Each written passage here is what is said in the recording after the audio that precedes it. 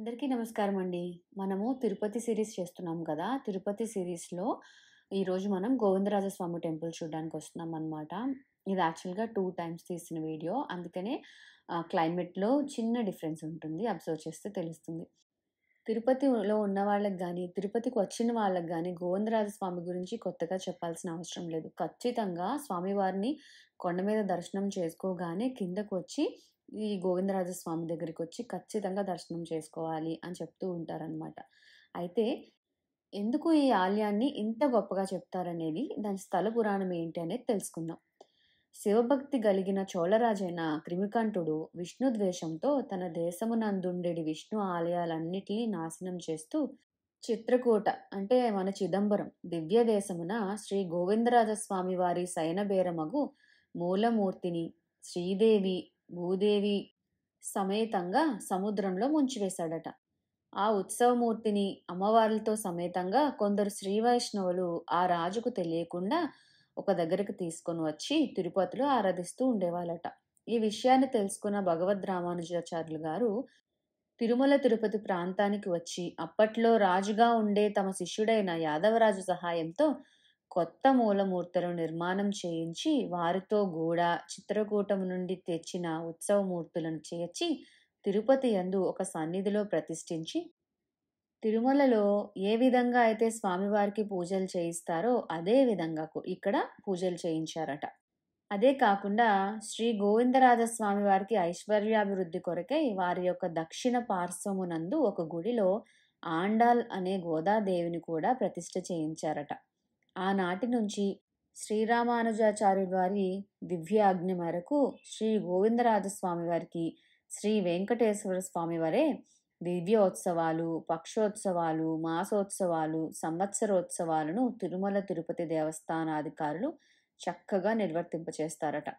శ్రీ గోవిందరాజస్వామి ఆలయ ప్రాంగణంలో శ్రీ పార్థస్వామి ఆలయము, శ్రీ కళ్యాణ వెంకటేశ్వర స్వామి ఆలయము, ఆండాల్ అమ్మవారి పుండరీకవల్లి మహాలక్ష్మి అమ్మవారు, సుదర్శన చక్ర తాళ్వార్ల సన్నిధి, భగవద్ రామానుజుల వారి సన్నిధి, తిరుమల నంబి అనంతాళ్వారుల సన్నిధి మున్నగు ఆలయాలు చోటు చేసుకున్నాయి. అందువల్లే తిరుపతిలో ఆలయాల సముదాయంగా కూడా శ్రీ గోవిందరాజస్వామి ఆలయాన్ని ప్రధానంగా చెప్పుకొస్తారు. అందుకనే పైన స్వామివారి దర్శనం అవగానే కొండ కిందకి దిగంగానే శ్రీ గోవిందరాజస్వామి దర్శనం ఖచ్చితంగా చేసుకోవాలి అని చెప్తూ ఉంటారు. ఇదేనండి స్థల పురాణం. నాకైతే ఇక్కడ షాపింగ్ చాలా చాలా ఇష్టం అనమాట. యూజువల్‌గా తిరుపతి అనగానే 2, 3 డేస్ పెట్టుకుంటాం కదా ప్లానింగ్‌లో. అందులో ఎవ్రీ డే ఈవినింగ్ నేను ఇక్కడికొస్తాననమాట. షాపింగ్ చేసినా, చేయకపోయినా చూడ్డానికి అంత నచ్చుతుంది నాకు.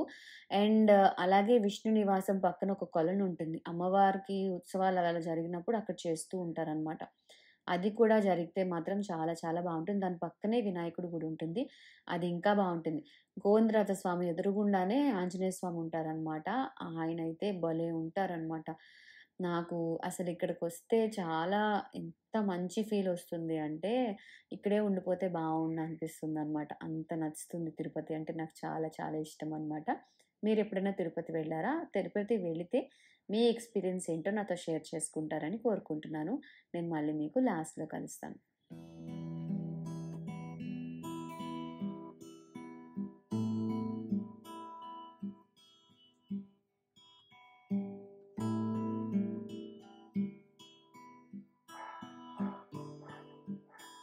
ఎలా అనిపించిందండి వీడియో?